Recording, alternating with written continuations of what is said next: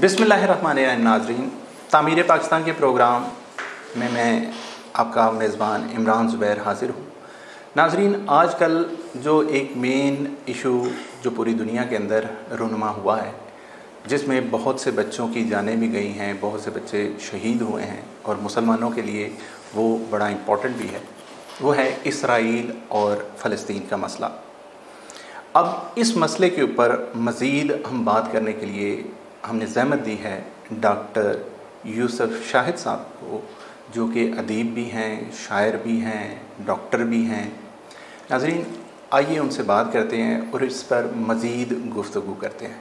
जी doctor साहब, आपका बहुत शुक्रिया वक्त देने के लिए। डॉक्टर साहब, ये जो आजकल यरूशलेम का एक मसला है, जिसमें कहा जाता है कि 3 मज़ाहिब हैं, एक यहूदी हैं, एक ईसाई हैं और एक मुसलमान हैं।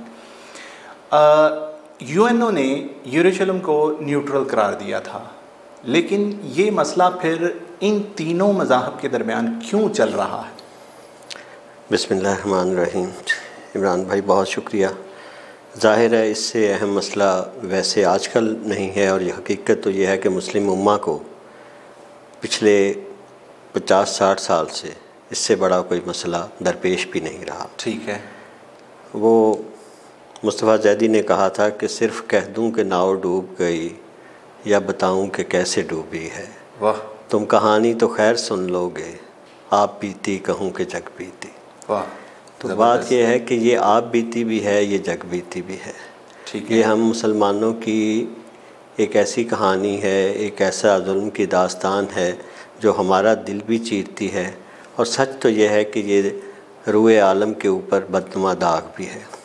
अब ये है कि इसकी हम अगर थोड़ी सी, क्योंकि आपने जो सवाल पूछा कि यहाँ तीनों मज़ाहिब जो हैं उनके लिए ये बड़ी मुक़द्दस जगह है। बेशक। और यूएनओ ने इसे एक इंटरनेशनल और तीनों मज़ाहिब के लिए न्यूट्रल जगह भी करार दिया, और यही वजह है कि वहाँ आज भी हम देखते हैं कि मस्जिद अक्सा में नमाज भी होती है, और जो साथ मस्जिद सखरा है तो वो जो सलमान बिन अब्दुल मालिक ने बनाई हुई है। ये मैं थोड़ा सा बता दूं कि वहाँ जो गोल्डन सा हमें नज़र आता है ना गुंबद, वो मस्जिद अक्सा वो नहीं है। वो सलमान बिन अब्दुल मालिक जो थे उम्वी खलीफा, उन्होंने बनवाई थी, और वो जो थी उसके पीछे जो है ना मस्जिद अक्सा है। बेशक। मस्जिद अक्सा वो मुकाम है जो कि कुरान शरीफ में सूरह बनी इसराइल में जिसके मतलब कहा गया है कि हुज़ूर सल्लल्लाहु अलैहि वसल्लम ने जहाँ अम्बिया की क़यादत की और जहाँ से वो आसमान की तरफ उन्होंने सफ़र शुरू किया। अच्छा, इसमें यह है कि यहूदियों के लिए ये इसलिए मुक़द्दस है कि वो उनका हैकल जो था वो यहाँ बनाया गया था। हज़रत सलमान जो अलैहिस्सलाम नबी थे। अब इस सारे वाक़े के पीछे ईसाइयों के लिए ये इसलिए अहम है कि बैतुल्लहम इधर है, यरूशलेम में हज़रत ईसा की पैदाइश हुई, और उसके बाद यरूशलेम में ही उनको, आपको पता है कि उनको बज़ाहिर गिरफ़्तार किया गया।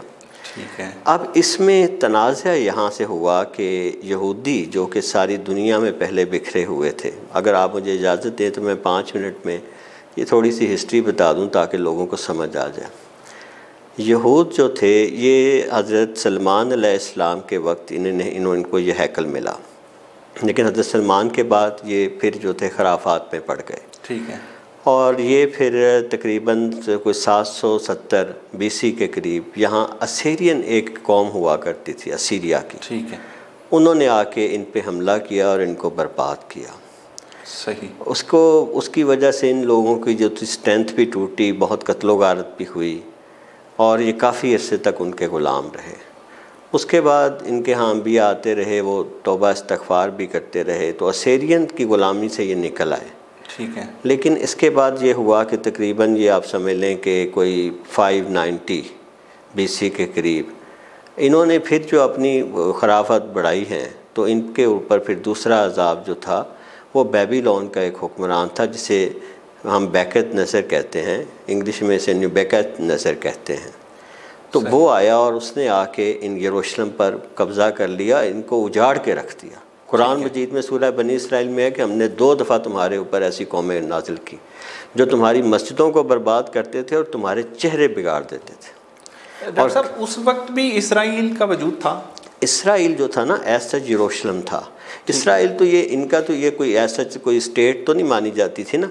अब क्योंकि ये यरूशलेम में या बैतुल मुक़द्दस की इस जगह पे रहने लग पड़े और भी साथ इर्द गिर्द कौमें थी, तो इनके रहने की वजह से इन्होंने ये कहना शुरू कर दिया कि ये हमारा घर है। असल में तो ये जगह जो है वो फ़लस्तीनियों की है, फ़लस्तीनियों। ठीक है।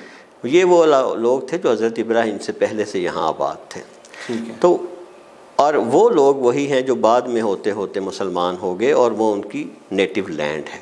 सही। अच्छा, अब इसके बाद बेकतनसर की बर्बादी के बाद इनको वो बेबीलोन ले गए और ये इनका फर्स्ट डायस्पोरा था। फर्स्ट डायस्पोरा का मतलब है कि ये पहली दफ़ा यरूशलेम छोड़ के भागे और इनको पनाह दी कहीं हम अरब में आके। ये इन्होंने सुना था कि नबी आने हैं, ये जो मदीना और इर्द गिर्द यहूदी रहते थे, ये फर्स्ट डायस्पोरा के आके रहे हुए। सही। और वहाँ से ये दूसरे कुछ इनमें से मिस्र चले गए। तो ये पहले जो थे ना यरूशलेम के इर्द गिर्द इलाकों में आए। ठीक है। उसके बाद हम जब इस्लामी तारीख़ और इनकी तारीख़ पढ़ते हैं तो हम फिर देखते हैं कि इनके अहवाल की दुरुस्ती के लिए अल्लाह पाक ने फिर अंबिया का सिलसिला जारी रखा और ये आखिरकार कोई 50-60 साल बाद ईरान का एक पर्शिया का एक शहनशाह उठा जिसका नाम था साइरस द ग्रेट। तो उसने जाके यरूशलेम जो था वो बेबीलोनियन से ले लिया। ओके। और उसने जब जाके बेबीलोन को भी फ़तह किया तो बेबीलोन में ये लोग कैद थे और वहाँ ग़ुलामों की तरह ज़िंदगी गुजारते थे। तो उसने इनको छुड़वा के वापस फिर बैतुल मुक़द्दस की तरफ भेजा और उन्हें पैसे भी दिए। और हम जानते हैं कि फिर वो वाक़या है कि उनके नबी ने जब सोचा कि मैं इसे दोबारा बनाऊँ, ख्वाब में उन्हें दिखाया गया और 100 साल के लिए उन्हें सुला दिया गया। ठीक। अच्छा, ये उनका सेकंड टाइम था। इसके बाद ये फिर यहाँ आबाद हो गए और ये फिर जो है आगे सिलसिला चलता रहा। उसके बाद भी अंबिया आए और ये उनको अब जाके वो वाक़या आता है जब हज़रत ईसा आते हैं। हज़रत ईसा आने के बाद इन लोगों ने क्या किया कि हज़रत ईसा की मुखालफत शुरू कर दी और हमारे जो हैं वो अक़ीदे के मुताबिक तो हज़रत ईसा को अल्लाह पाक ने ज़िंदा आसमान पे उठा लिया। लेकिन क्रिश्चन और ज्यूज़ जो अक़ीदा है वो ये है कि जीसस को कत्ल कर दिया गया, उन्हें मसलूब कर दिया गया, उन्हें क्रूसीफाई कर दिया गया। और ये क्रूसीफिकेशन की वजह ज्यूज़ बने थे, ज्यूज़ के आलम बने थे। ओके।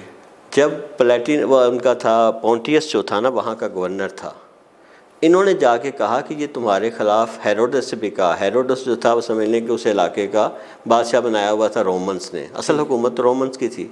तो ये कहते थे कि ये तुम्हारे ख़िलाफ़ बगावत कर रहा है, ये अपने आप को किंग कहलवाता है। सही। हालांकि वो किंग ऑफ ज्यूज़ कहलाते थे। तो उस पर इन्होंने उनको मजबूर किया कि तुम इन्हें गिरफ़्तार करो। सही। और फिर ये वाक़या मशहूर है कि जब उन्होंने गिरफ़्तार किया तो उसका दिल नहीं था मानता कि इनको फांसी दे। तो उसने कहा देखो मैं रोज़ाना ये काम करता हूँ कि एक तरफ मैं 2 मुजरिम खड़े कर देता हूँ, तो अगर शहर के लोग कहें कि एक को छोड़ दो तो मैं छोड़ देता हूँ। ठीक है। तो आज मैं एक तरफ जीसस को खड़ा कर रहा हूँ और एक तरफ बदनाम ज़माना उसने एक डाकू को खड़ा कर दिया जो बहुत ही गया गुजरा था, ताकि लोग उसका नाम लेंगे और मैं इनको जीसस को छोड़ दूँगा। लेकिन ये ऐसे खबीस थे इनके आलम सारे कि इन्होंने कहा कि नहीं तुम इस बदमाश को छोड़ दो और जीसस को मार दो। ओके। और इनकी जो तारीख़ के मुताबिक, इनके अक़ीदे के मुताबिक इन्होंने जीसस को क्रूसीफाई कर दिया। इसके बाद अल्लाह का इन पे फिर अज़ाब आया। अब की दफ़ा ये रोमन्स से आया। इन्होंने रोमन्स को टैक्स देना बंद कर दिया। उसके बदले में रोमन्स जो बादशाह था उस वक्त नीरू था, उसने अपने एक सिपा सलार को भेजा। बाद में वो सिपा सलार जो था नीरू की डेथ होगी वापस चला गया। उसने अपने बेटे को भेजा जिसका नाम टाइटन्स था। ठीक है। और टाइटन्स ने आके फिर इनका जो दोबारा हैकल बना था फिर उसको जला के गिरा दिया, यरूशलेम बर्बाद कर दिया। 90,000 जवानों को घोड़ों से बांध के, औरतों को और बच्चों को वो साथ रोम में ले गए। ठीक। और उसने कहा कि जो हैकल ये जो गिरा है इसकी ज़मीन को भी जो है ना, जैसे हम कहते हैं ना बुलडोज़ कर दो, निशान मिटा दो ताकि ये दोबारा ना कर सके। उस वक्त से इनका ये हैकल बर्बाद था। ठीक है। अब ये तो यहाँ से इनका सेकंड डायस्पोरा, ये सेकंड कहते हैं स्कैटरिंग, ये यहाँ से फिर दुनिया की तरफ भागे हैं जो अपनी जान बचाने के लिए। अब ये कुछ रोम में चले गए गिरफ़्तार होके, कुछ ये जाके यूरोप के मुख्तलिफ़ इलाकों में आबाद हो गए। ठीक है। अब वहाँ से लेके आज तक इन लोगों का जो था ये आइडिया था कि इनके पास कोई लैंड नहीं है। ठीक है। अब एक यहाँ से बड़ी तब्दीली आती है कि जो ज्यूज़ हैं वो समझते हैं, वो इस बात को मानते हैं कि उन्होंने अंबिया का कत्ल किया है, उनसे गलतियाँ हुई हैं। लिहाजा वो समझते हैं कि हर जीव जो पैदा होता है ना वो गुनाहगार है। ओके। और हैकल की तामीर नहीं कर सकता, वो यरूशलेम में नहीं आ सकता, वो उस मुक़द्दस जगह पे नहीं जा सकता और जाके हैकल की तामीर शुरू नहीं करता जब तक कि इनका मसीहा नहीं आता और इनको गुनाहों से पाक नहीं करता। ठीक है। और यही वजह है, इस अकीदे की वजह से आज तक उन्होंने मस्जिद अक्सा को नहीं गिराया, क्योंकि वो इंतज़ार कर रहे हैं अपने आने वाले मसीहा का। लेकिन इस दरमियान में एक बहुत बड़ा वाक़या हुआ, मैं जल्दी से बता दूं, और वो है सेहोनिज़म। देखें, दो चीज़ें हैं, एक है ज्यूइज़म, एक है ज़ायोनिज़म। ज़ायोनिज़म जिसे हम कहते हैं सेहोनियत। ठीक है। सेहोनियत की बुनियाद जो थी थियोडोर हर्ज़ल ने रखी। ये वो शख्स था जो 1860 में बुडापेस्ट हंगरी में पैदा हुआ। ओके। और इसने बाद में वियना में अपनी तालीम ली, और इस शख्स ने सहाफ़त और ये जर्नलिज़म और साथ ये राइटर के तौर पे उभर के सामने आया। और सबसे पहले इसने अपनी एक किताब लिखी, गीटो क्या होता था कि ये कहते थे कि उस ज़माने में, हम इसकी हिस्ट्री फॉलो बाद में करेंगे थोड़ी सी, कि अक्सर यूरोप में मुख्तलिफ़ जगहों पे यहूदियों को ना एक शहर के किसी कोने की तरफ धकेल दिया जाता था। ठीक है। वो इस कदर तंग आते थे इनकी साजिशों से कि वो समझते थे कि ये तंग करने वाले लोग हैं, फसादी लोग। हाँ, और ख़ास तौर पे हमें पता है कि ये वर्ल्ड वार से बात तो बहुत हुआ। अब इसने उस इलाके को गीटो कहते थे जहाँ वो, तो गीटो लिख के इसने बज़ाहिर ये बताया कि इनके ऊपर क्या जुल्म होते हैं, ये क्या होते हैं। उसके बाद इसने 1896 में ना जो ज़ायोनिज़्म की बुनियाद रखी और उसकी एक कौंसिल बना दी। फिर इसने एक किताब लिखी जो स्टेट ऑफ ज्यूज़ थी, स्टेट ऑफ ज्यूज़। हाँ, उसके अंदर इसने सारी जो थी ना ज्यूज़ के एक नई स्टेट बननी चाहिए और वो यरूशलेम में होनी चाहिए। अच्छा, अब इसने ये कॉन्सेप्ट बदला इज़राइल के ज्यूज़ का कि तुम लोग उस वक्त तक इंतज़ार करोगे जब तक तुम्हारा मसीहा आएगा। इसने ये कहा कि नहीं, हम जाके तैयारी करेंगे मसीहा के आने की और हम उसकी राह हमवार करेंगे और हम प्रॉमिस्ड लैंड जो हमारी यरूशलेम है उस तरफ जाएंगे। उसके बाद दुनिया में साजिशों का ना एक ऐसा जाल बुना गया है। अब मुख्तलिफ़ वाक़यात दुनिया में उसके बाद होते गए। ख़ास तौर पे वर्ल्ड वार 1 के बाद इन लोगों ने जर्मनी के ख़िलाफ़ काम किया और इसमें यह हुआ कि इन्होंने अंग्रेज़ों से मिल के डेक्लरेशन ऑफ बेल्फोर 1922 में, उसके तहत 1917 में जंग ख़त्म हुई थी, लेकिन जो डेक्लरेशन हुआ था वो 1922 में हुआ था। उसके बाद इन्होंने उनसे ये गारंटी ले ली कि हमें आप एक मुल्क देंगे। सही। और ये बात और है कि पहले उन्होंने इन्हें कहा था कि आप युगांडा में ले लें, मगर सेहोनियों ने उसे मानने से इनकार कर दिया। अब इन्होंने दुनिया में एक वाक़या था ड्रेफस का, जो एक कैप्टन था, उसके ऊपर ये इल्ज़ाम था कि उसने फ़्रांस में यहूदी था, उसने उनकी कोई सीक्रेट्स निकाले थे। तो बाद में इन्होंने क्या किया, उसे बचा लिया और वो डॉक्यूमेंट्स गुम कर दिए। और वो ये जब साबित नहीं हो सका, वो छूट गया, तो इन्होंने कहा वहाँ एक रॉयट्स शुरू हो गए यहूदियों के ख़िलाफ़। तो इसने कहा देखो जी, यहूदियों के ख़िलाफ़ तो वैसे ही एंटीसेमिटिज़म नाम देते हैं। अब इन सारी चीज़ों को इस्तेमाल करते हुए और ऐसे वाक़यात वहाँ करवाए गए, कहते हैं रशिया में ऐसे वाक़यात कराए गए कि लोग एजिटेशन करें यहूदियों के ख़िलाफ़, ताकि यहूदी मजबूर हो जाएं वहाँ से निकलने के लिए, और ये शख्स या इसके जो बाद में आने वाले थे वो उनको यूटिलाइज़ करें और उनको लेके यरूशलेम की तरफ आएँ। देखें ना, यरूशलेम तो क्या था, सहरा था। यहाँ लाने के पीछे एक इंसेंटिव देते थे कि ये तुम्हारा मुकद्दस लैंड है, यहाँ हमारा हैकल है, होली लैंड। तो दूसरा ये था कि वो जहाँ रह रहे हैं वो जगह बर्बाद कर दें, उनकी ज़िंदगी ख़राब कर दें, तो वो खुद ही भागेंगे। तो साथ आप उन्हें इंसेंटिव दें, और इसके साथ फिर ये कई हज़ार यहूदियों को लाया गया। और 1948 में सेकंड वर्ल्ड वार के बाद इनको ये एक मुल्क बरतानिया ने जब छोड़ा तो इन्हें दिया। उस वक्त से लेके आज तक फ़लस्तीनियों ने नहीं माना। नहीं, ये कब इनको मुल्क दिया गया? 1948 में। 48 के अंदर। हाँ, 48 मतलब इनको सेपरेट एक इलाका मुख्तस कर दिया इनके लिए एक छोटा सा इलाका था। अगर 1948 का आप देखें ना इज़राइल, तो वो एक छोटा सा इलाका है और उसमें ना यरूशलेम शामिल है। ठीक है। एक इलाका आबादकारी के लिए उन्होंने दिया, और उन्होंने भी कहा कि सेटलमेंट तुम इससे बाहर नहीं करोगे। British they were responsible for this. मैंने सुना था कि इन्होंने ज़मीनें खरीदी थी वहाँ पे। नहीं, वो तो एक इंडिविजुअल इंसिडेंट्स थे ना, कि ये जाते थे, जाके कह देते थे बेचारे बदुओं से, या देखें आप आपकी अगर कहीं नेशनैलिटी नहीं है सही। तो किसी को ये हक नहीं है कि बगैर नेशनैलिटी के वो ज़मीन नहीं खरीद सकता। अब यहाँ कोई बाहर से आके अंग्रेज़ पाकिस्तान में उस वक्त तक ज़मीन नहीं खरीद सकता जब पाकिस्तान का नेशनल नहीं होगा। आप अरब में चले जाएं, आप ज़मीन नहीं खरीद सकते, फ्लैट खरीद सकते हैं लेकिन आप ज़मीन नहीं खरीद सकते जब तक कि आपकी नेशनैलिटी ना मिले। इसी तरह इन लोगों ने जो असल में इन्हें अपनी प्रोटेक्शन में अकॉर्डिंग टू बेल्फोर, और इन्होंने अमेरिका के साथ भी एजेंडा मिक्स कर दिया था, तो इनको ये एक मुल्क जो है वो दिया गया जो बहुत छोटा मुल्क था। उसी वक्त 1948 में एक जंग शुरू हो गई। उस जंग में ये तकरीबन 6 माह चली। अरबों ने कोशिश की कि इनको निकाल दें, इसराइल पे अटैक किया। हाँ, इसराइल पे अटैक किया, लेकिन अमेरिका फ़ौरन इनकी मदद को आ गया और इस तरह ये लोग बच गए। फिर इन्होंने कुछ और इलाकों पे कब्ज़ा कर लिया। फिर 1967 में अरबों ने मिलकर एक जंग की जिसे 6 डेज़ वॉर कहते हैं। 1967 में वो वॉर में भी जब इन्होंने देखा, कितने अरब कंट्रीज थे जिन्होंने अरब कंट्री तकरीबन समझ लें कि कोई 5 से 6 मुल्क थे। अच्छा, लेकिन उनका कुछ जैसे हम मिडल ईस्ट कहते हैं। हाँ, मिडल ईस्ट देखें ना, इसके ऊपर एक तरफ शाम है, इधर उर्दन है, एक तरफ बैरूत है, और अगर आप नीचे बहुत सारा इलाका इसके राइट साइड पे इजिप्ट भी टच करते हैं नीचे से, और साथ जो है जॉर्डन। ठीक है, तो ये वो मुल्क हैं जो इसको टच करते हैं। अब इसमें जो है 6 डेज़ वार के बाद इन्होंने, क्योंकि ये वो जंग जीत के फिर अमेरिका की मदद से इन्होंने अपना दायरा फिर ज़्यादा, इन्होंने गोलान की पहाड़ियों पे कब्ज़ा कर लिया। अच्छा। इन्होंने इधर से जॉर्डन की तरफ बढ़ के जो रिफ्ट ऑफ जॉर्डन है वहाँ तक आ गए। ठीक है। और इन्होंने क्या किया कि वो जो वहाँ के सेटल्ड लोग थे उनको वहाँ से निकालना शुरू कर दिया। सही। अब उसके बाद से ये होता आ रहा है, अगरचे फिर 73 में भी एक वॉर हुई, लेकिन होता ये आ रहा है कि ये इनको जो सेटल्ड एरिया दिया गया था उससे इंक्रीज़ कर जाते हैं। हाँ, देखें जी, मुसलमानों ने तो माना ही नहीं इनके मुल्क को, फ़लस्तीनी तो मानते ही नहीं, वो कहते हैं हमारी ज़मीन है, ये कहाँ से आ गए। नहीं, और डॉक्टर साहब, एक उनकी तंजीम है जिसे PLO कहते हैं, उसने इसको रिकग्नाइज्ड किया था। वो बाद में किया ना, बाद में किया। पहले तो ये था ना कि हम इसको मानते ही नहीं, ये तो बाद में हुआ है कि जिसे हम ओस्लो एकॉर्ड कहते हैं। जी जी। ओस्लो एकॉर्ड 1 हुआ, ओस्लो एकॉर्ड 2 हुआ, और ओस्लो एकॉर्ड में ये हुआ कि इज़हाक ज़मीर जिसने ओस्लो एकॉर्ड किया था यासर अराफात के साथ, जब उसने सेकंड राउंड करना था उससे पहले उसे कत्ल कर दिया गया था। सही।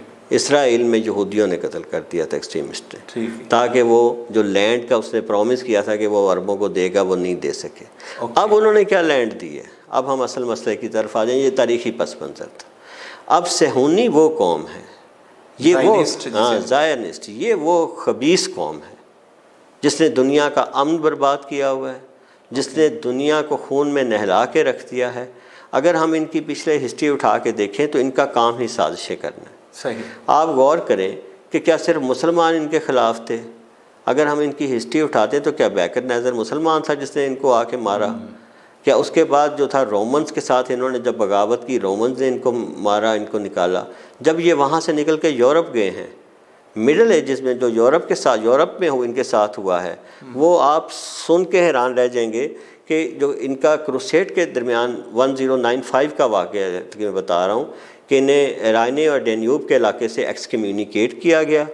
इनकी कई जो थी बस्तियाँ उजाड़ दी गई। और इसके बाद 14वीं सेंचुरी में एक बहुत ही घनौना एक ये काम करते हैं। इन्होंने तारीख़ में ये बार बार किया है। एक ब्लैक डेथ के नाम से, जैसे आजकल कोरोना वायरस फैला हुआ है ना, ब्लैक डेथ प्लेग फैला था। और यूरोप में ये माना जाता है कि उनके ईसाइयों के कुओं में जहाँ से वो पानी पीते थे वहाँ प्लेग के जरासीम वाला पानी ये मिलाते थे। ठीक। और जब उन्होंने इस जगह पे बार बार देखा कि यहूदी, और ये क्या करते थे, उन इलाकों से खुद दूर हो गए। जिन शहर में पिलाक फैलाना होता था वहाँ से इनकी सारी आबादी कूच कर जाती थी। सही। और जब पकड़े गए, उन्होंने देखा कि ये साजिश कर रहे हैं, उन्होंने फिर अपने इलाकों से इन्हें निकाला। सही। फ्रांस से इन्हें निकाला गया, इंग्लैंड से इन्हें निकाला गया। सिर्फ ये नहीं है कि ये एक जगह पे ये जलील हुए, और अल्लाह पाक ने कहा है ना इन्हें कि हमने तो इन पे जो है वो गज़ब अपना मुसल्लत कर दिया। सही। और मैं आपको इनका एक बात बताऊं कि ये एक रस्म किया करते थे क्रिश्चियंस के ख़िलाफ़, उसे कहते थे ब्लड लाइफ्स। ब्लड लाइफ क्या होते थे? ये उनके इन्फेंट छोटे जो होते थे ना, पालने में बच्चे, उनको उठा लेते थे और फिर उसके मार के ना उसके खून से ये उसको भी नहलाते थे, खुद भी नहाते थे। ये इनके यहाँ एक रस्म थी। ठीक है। और क्रिश्चियन जानते हैं, ऐसे नहीं उन्होंने इनको एक्सकम्युनिकेट किया था, और इनकी एक्सकम्युनिकेशन और इनको बार बार निकालना और इनके ख़िलाफ़ जो वाक़यात होते रहे हैं, जर्मनी में 300 के करीब जो थी कम्युनिटीज़ इनकी निकाल दी गई। इसके अलावा जो यूरोप ने इन पे हमेशा रिस्ट्रिक्शन रखी थी कि ये एक ख़ास इलाके से आगे नहीं जा सकते। सही। क्यों? और एक कमाल की बात यह है, शाम के लोग अगर बर्बाद होते हैं तो वो उजड़े हुए जाके यूरोप की सरहदों पे बैठे हुए हैं। अगर अफ़गानिस्तान में जंग होती है तो वो लोग उजड़ कर आके बैठ जाते हैं हमारी सरहदों पे। रोहिंग्या में अगर मुसलमानों को मारा जाता है, वो बेचारे अपने खस्ता हाल बर्बाद फैमिलीज़ को लेके आके बांग्लादेश किस हाल में बैठे हैं। लेकिन ये एक अजीब कौम थी, ये जहाँ जाती थी ना, इसकी एक ख़ास कम्युनिटी होती थी और दौलत पर इनका कब्ज़ा होता था। सही। और ये क्या करते थे, वहाँ की जो सारी कम्युनिटी होती थी ना, उसका फाइनेंशियल कंट्रोल ले लेते थे। ओके। और होता ये था, जहाँ ये जाते थे आहिस्ता आहिस्ता वहाँ का खून चूसते थे, वहाँ के जो शुरफा थे वो बेचारे जलील होना शुरू हो जाते। सही। और जब उनको इस बात का एहसास होता था कि ये छोटी सी कम्युनिटी सारी दौलत ले गई है, और जब इन पे वो इनको रिस्ट्रिक्ट करते थे, ये पाबंदियाँ होती थी कि बिज़नेस में ये ख़ास हद से ज़्यादा नहीं जाएंगे। सही। और ये लैंड इससे ज़्यादा नहीं खरीद सकेंगे। अच्छा डॉक्टर साहब, ये जो आजकल इशू है, ये जो 14 मई का कहा जाता है उनका इंडिपेंडेंट डे था, जी जी, उस दिन अटैक हुआ कि 1000 रॉकेट फायर किए गए हमास ने, और फिर इन्होंने उसके रिटेलिएशन में ऐसा किया। ये क्या इशू है? देखें, बात ये है कि सेटलमेंट की ये खिलाफ वर्जी कर रहे हैं। इनका एक एजेंडा है कि इन्होंने एक ग्रेटर इजराइल बनाना है। ओके। और ये करते ये हैं कि पहला एजेंडा ये है कि इन्होंने बाहर से ला के सारी सेटलमेंट यहाँ कर रहे हैं। अब ये एक सेटलमेंट करके वहाँ से फ़लस्तीनियों को निकाल देते हैं। फ़र्ज़ करें आपका लाहौर है, अब लाहौर का आपका आधा हिस्सा फ़र्ज़ करें यहाँ यहूदियों के पास है और आधा मुसलमानों के पास है। सही। अब ये क्या करेंगे कि फ़र्ज़ करें कि आपका जो है वो गुलबर्ग जो है मुसलमानों के पास है, तो अचानक जाके वहाँ ये जुल्म करना शुरू करते हैं, उन लोगों को घरों से निकालते हैं, मारते हैं और वहाँ जाके कब्ज़ा कर लेते हैं। आजकल एक वीडियो लीक हुई हुई है कि एक अरब औरत खड़ी है और एक इजराइली आके उसके सहन में बैठा हुआ है। वो कहती तुम यहाँ क्या कर रहे हो? वो कहता है वैसे आज से ये जगह मेरी है। वो कहती ये जगह तुम्हारी कैसे होगी? कहता है इसलिए कि मैं इजराइली हूँ। सही। वो जो सदियों से रहते चले आ रहे हैं, ताकत के बलबूते पे उन्हें निकाला जाता है। अब यहाँ ये हुआ कि उसके ख़िलाफ़ एजिटेशन हो गया। 87 में जब जुल्म हद से बढ़ जाता है ना, फिर नहत्ते लोग भी जो हैं वो मरने और मारने के लिए तैयार होते हैं। फ़लस्तीन में गज़ा की पट्टी को आप अगर गौर से देखें, इन खबीसों ने क्या किया है कि एक तरफ गज़ा की पट्टी में मुसलमानों को दे दी है जिसके आगे समंदर है, और 3 तरफ उसके जो है वो इसराइल। अच्छा। गोया कि मुसलमानों को उन्होंने एक बड़ी कैद में डाल दिया है। तो ये वेस्ट बैंक में भी तो फ़लस्तीनी हैं, वो हैं, लेकिन वो तो बेचारे एक ऑक्यूपाइड टेरिटरी है ना, जहाँ इजराइल हुकूमत कर रहा है। वेस्ट बैंक के जो मुसलमान हैं वो ऑक्यूपाइड टेरिटरी के मुसलमान हैं। ओके। इस पे ये लोग काबिज़ हैं, नाजायज़ काबिज़ हैं। और वहीं तो ये प्रॉब्लम आ रही है जो आप कह रहे हैं। वहाँ आके ये लोगों को उनके घरों से निकालते हैं, उनके मोहल्ले के मोहल्ले उजाड़ देते हैं, बुलडोज़ करते हैं और अपनी कॉलोनी शुरू कर देते हैं। ठीक है। मतलब बच्चों को मारने वाले ये गंदे लोग, इनकी खबासत की इंतहा नहीं है। आप अगर पिछली दफ़ा जो इन्होंने वाक़यात किए, जब इन्हें कहा गया, और ये किस पे हमला करते हैं, ये जाके पहले रेफ्यूजीज़ कैंप बनवाते हैं कि भाई बमबारी हो रही है, रेफ्यूजीज़ कैंप में आ जाओ, फिर ये उस रेफ्यूजी कैंप पे अटैक कर देते हैं। अच्छा। कल एक ऐसे ही रेफ्यूजी कैंप पे अटैक करके 6 बच्चे और 2 उनकी फैमिली के लोगों को मार दिया गया। और इन बगैरतों की आंखों में शर्म नहीं है। ये कहते हैं कि हम जो ये करते हैं ठीक करते हैं। और ये जो सो कॉल्ड सिविलाइज्ड महज़ब कौम अमेरिका और ये बरतानिया, इनके तो चेहरों पे, इनके तो असल में हाथ खून से रंगे हुए हैं। और ये वो दरिंदे हैं जिन्होंने अपने ऊपर चेहरे जो हैं चढ़ाए हुए हैं सफ़ेदी के। वो डॉक्टर साहब, ये सारी चीज़ें बीइंग अ मुस्लिम हमें सबको पता है, लेकिन हम क्यों यूनाइट नहीं हो पाए? उसके ख़िलाफ़ कोई एक्शन ऐसा लिया जा सकता हो? वो है जुर्म ज़ईफ़ी की सज़ा मर्ग मफाजात। बात यह है कि हम लोगों की जो है ना, वो कहते लामा ने कहा था, कब ज़ुबान खोली हमारी लज़्ज़त गुफ्तार ने, फूंक डाला जब चमन को आतिशे पैकार ने। वाह। बात ये हुई कि यहाँ जब ये सेकंड वर्ल्ड वार ख़त्म हुई है तो ऑटोमान एम्पायर, सल्तनत उस्मानिया, वैसे तो वो कमज़ोर रियासत थी, उसके बाद ना एक ख़ास तरह का इन लोगों ने मुख्तलिफ़ जगहों पे एजेंडा उभारा, और वो था नेशनलिज़म। अच्छा। और इस नेशनलिज़म की बुनियाद पे इन्होंने जब सल्तनत उस्मानिया तोड़ी तो एक रियासत के छोटे छोटे टुकड़े कर दिए। अब उसमें एक जगह सऊदी अरब बना दिया गया, लफ्ज़ देखिए सऊदी अरब, इस्लाम का लफ्ज़ अरब के साथ नहीं लगने दिया। सऊदी एक ख़ानदान है और वो सऊदी अरब। इसी तरह इन्होंने शाम में एक हुक्मरान तबका पैदा कर दिया, वो उनको दे दिया, जॉर्डन में दे दिया। वो लोग जो ख़ास तौर पे इनके एजेंडे पे थे और जो अपने यहाँ पॉपुलर नहीं थे, अब वो लोग वो थे जो इनके, मैं आपको बताऊं कि सऊदी अरब में, मतलब वैसे वो अब तो खैर एक सऊदी अरब जो है मुख्तलिफ मुल्क है, लेकिन जब 1930s में सऊदी अरब, इनका पहला किंग शायद वो भी फैसल नाम था, मुझे उसके सऊद था, सऊद, उसको जब इन्होंने क्राउन किया था तो वजीफ़ा दिया करते थे, अच्छा, अंग्रेज़। और उसके बाद जब ऑयल निकला है बातें तब्दील हुई। लेकिन बात कहने की ये है कि ये जो मुसलमान हुक्मरान हैं, इसमें से कोई भी मुसलमानों को रिप्रेजेंट नहीं कर रहा। सही। यहाँ ना तो कोई डेमोक्रेसी है ना कुछ है, और फिर पैसा इतना निकला है कि इन मुल्कों के जो लोग हैं वो अपनी एक ख्वाब गफलत में सो गए। देखें, जहाँ मुसलमान जागा है, अगर मिस्र में जागा है, मिस्र में जब इलेक्शन हुआ है तो 70% लोगों ने मौसवी को वोट दिया। अंजाम क्या हुआ कि एक मिलिट्री कू कराई गई, मौसवी को हटा दिया गया और जो एक कौम का लीडर था उसको जेल में डाल के फांसी दे दी गई। ये रीसेंट हिस्ट्री है। मोरक्को में जब इलेक्शन होने लगा, मुसलमान जीतने लगे, वहाँ इन्होंने ओवररन करा दिया, बर्बाद करवा दिया। वहाँ शाम जो था, शाम का जो हाल हुआ है वो हम देख रहे हैं। ये वो सारे इलाके हैं जो इजराइल के इर्द गिर्द थे। अब इनमें से यूएई, इनके आप मतलब बादशाहों को देखें, क्या वो इस काबिल हैं कि अमेरिका, वो तो उनके जगह अमरीकी आ जाए तो वो तो इस तरह रास्ता छोड़ते हैं जैसे पता नहीं कोई खुदा की तरफ से कोई चीज़ आ गई। ये लोग उनके परवरदा हैं, ठीक है। इन लोगों में, इन बुतों में इतनी हिम्मत नहीं है, और वो तो इसराइल को कबूल कर चुका है। उसके साथ जो है सूडान तो चले एक मजबूरी, एक गरीब मुल्क था जिसका था, लेकिन यूएई ने तो कबूल किया है। और दूसरी तरफ देखें, अब अगर हमें नज़र आते हैं तो एक दो हुक्मरान नज़र आते हैं। एक तरफ हमें अर्दगान नज़र आता है, कुछ उम्मीदें हमें इमरान से भी हैं, लेकिन ये है कि पाकिस्तान के हालात इस कदर बुरे किए हुए हैं कि हमें तो सबसे पहले अपने फ़िक्र है कि किसी तरह से इकॉनमी संभाल लें। अब मुसलमान हुक्मरानों का लेकिन इसके बावजूद भी किरदार है। देखें, बात यह है कि यूएनओ के लॉ के मुताबिक अगर किसी के ऊपर कोई ऑक्युपाइड टेरिटरी में लोग आ जाता है, कब्ज़ा कर लेता है या बेगुनाहों पे जुल्म किया जाता है, तो उनकी हर तरह की मदद जायज़ है। ठीक है। उनमें उनको असलहा भेजना जायज़ है।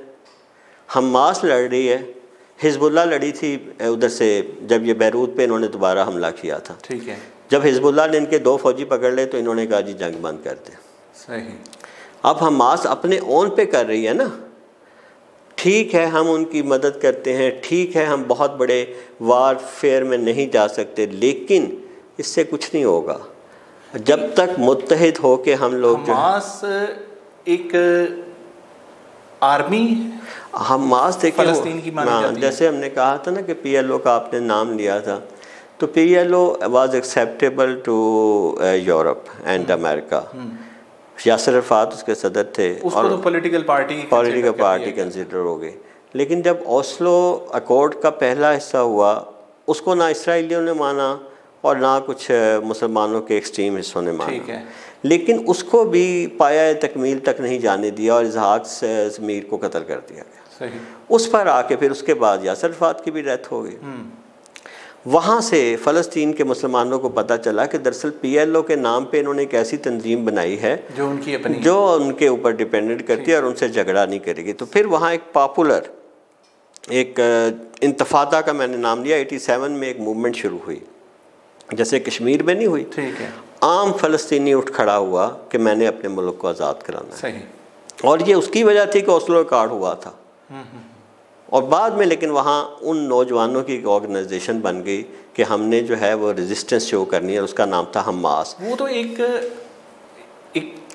अंजुमन कह लें या एक तंजीम कह लें, नहीं उसकी बाज़ाब्ता तौर पर तो आर्मी तो ना हुई। नहीं, उसकी हैसियत इस तरह से है कि फ़लस्तीन में एक इलेक्शन करवाया गया था।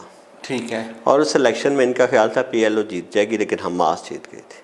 सही। अब असूली तौर पे तो हमास जो है वो वहाँ हुक्मरान होनी चाहिए थी, लेकिन उस वक्त अमेरिका, यूरोप, इजराइल सब ने शोर मचा दिया कि हम हमास को किसी सूरत एक्सेप्ट नहीं करेंगे। सही। हम इसके साथ आपके साथ कोई अकॉर्ड नहीं करेंगे, हम आपका किसी से बात नहीं होगी। तो वो समझने के इंटरनेशनल प्रेशर में कुछ मुसलमान मुल्कों ने भी उनके साथ मिलके इन पैलेस्टीनियंस पे डाला कि आप हमास को ना दें। वहाँ फिर ये जो मौजूदा उनके सदर हैं महमूद अब्बास, ये उस वक्त जो हैं, अब उस वक्त ये बीच में आया और इनको सदर बनाया गया because he was acceptable on both side, neutral कह लें। लेकिन वो वहाँ के लोगों के लिए जो है ना, असल जो है वो देखें, लोग मर रहे हैं, आप अपील कर रहे हैं, हम अपील सुन के आगे से लफ्ज़ों से कर रहे हैं, ये वक्त गुजर चुके हैं। मैं समझता हूँ अगर पाकिस्तान जो है वो सऊदी अरब के साथ ये अकॉर्ड कर सकता है कि हम हरमैन शरीफ की हिफाजत के लिए हर हद तक जाएंगे, तो मस्जिद अक्सा भी क़िबले अव्वल है। हम नहीं कह रहे, हज़रत उमर जब गए थे उन्होंने कहा कि आप आके हमारे चर्च में नमाज़ पढ़ें, तो उन्होंने कहा नहीं, अगर मैंने नमाज़ पढ़ी तो कल मुसलमान कहीं यहाँ मस्जिद न बना दें, तुम्हारा चर्च ख़राब ना हो जाए। सही। हम तो इस तरह की देखें, जब मुसलमान हुक्मरान थे, मैं तो कहता हूँ ये जो है ना सबसे ज़्यादा थैंकलेस और घटिया कौम है ये।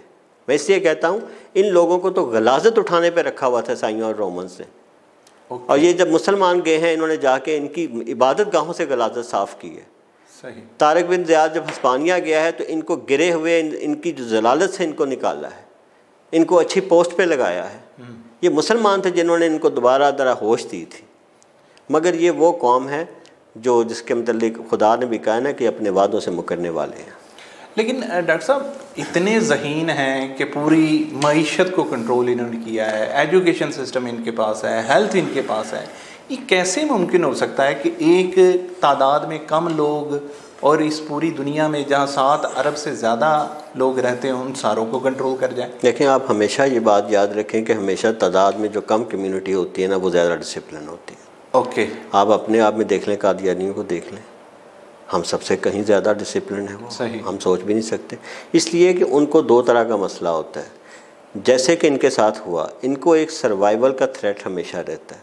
और इनके साथ एक और प्रॉब्लम है, कुछ अल्लाह पाक ने ना इनको मगजूब जो लफ्ज़ इनके लिए इस्तेमाल किया, ऐसे नहीं किया, कुछ अल्लाह पाक की तरफ से भी लानत है इन पर। ऐसी फुटकार है जो क़यामत तक ये ख़ुद उसमें जलते रहेंगे। मिसाल के तौर पर हर रिलीजन में आप चाहें तो जाके आप कोई कलमा पढ़े वो मुसलमान हो जाए, किसी ने रोकना तो नहीं है ना। नहीं।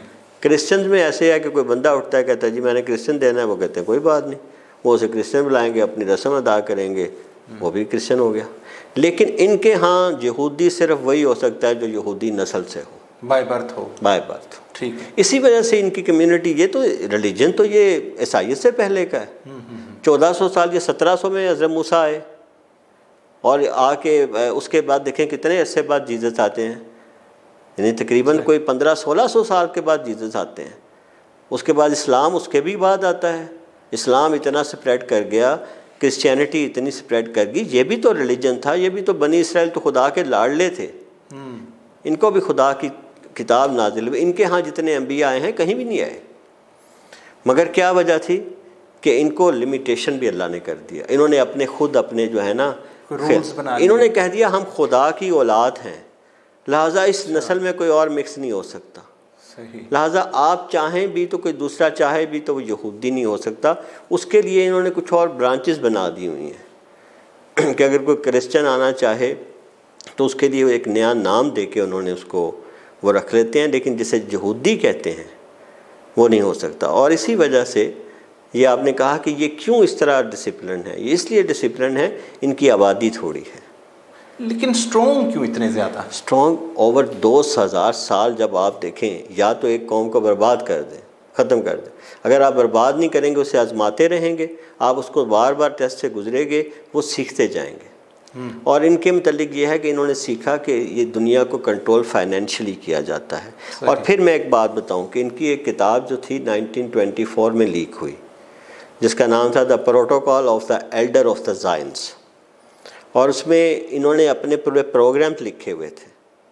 उसमें से ये था कि हमने दुनिया में इंतशार फैलाना है, हमने गुर्बत बढ़ानी है, हमने जंगें लड़वानी हैं, और कुछ जंगें जो उससे पहले हुई थी उसकी ज़िम्मेदारी इन्होंने कबूल की। सही। और साथ उसमें इन्होंने जो इनका एजेंडा रहता था वो ये था कि हमने दुनिया को फाइनेंशियली दुनिया को कंट्रोल करना है और मीडिया को कंट्रोल करना है। ये 1924 में कहा गया। और जो इकबाल ने कहा था कि फ़रंग की रगे जहाँ पंजाए यहूद में है, वो शख्स ने उस वक्त जाके देख लिया कि असल में तो इनको कंट्रोल तो यहूद कर रहे हैं। और हुआ क्या, उसके बाद इनकी सारी मेहनत लगा के इन्होंने वहाँ बैंकारी निज़ाम ले आए। वहाँ मार्टिन लूथर के पैदा होने से ईसाइयत के साथ जो हुआ सो हुआ, लेकिन नीदरलैंड डच स्टेट पहली दुनिया में स्टेट थी जहाँ पहला स्टॉक एक्सचेंज बना। और उसके बाद ये जो काम पहले छोटी छोटी जगहों पे करते थे, दौलत का इर्तिका, दौलत का मरकूज़ करना एक जगह पे, ये लोगों ने अपनी नस्ल को एक नस्ल से दूसरी नस्ल में, जैसे देखें जैसे हिंदू बनिए है ना, हिंदू बनियों में देखें तो वो कारोबार में जितने अच्छे हैं यहाँ कोई और कौम नहीं है। ये एक जनरेशन के अंदर होता है। मुसलमानों में आप देखें तो जो शेख बरादरी है वो कारोबारी बहुत है। ठीक है। इसी तरह सारी दुनिया में ये वो लोग हैं जो इस बात में माहिर हैं कि दौलत कैसे खसूटी जाए। और ये दो चीज़ें इकट्ठी करते हैं, एक ज़मीन और एक सोना।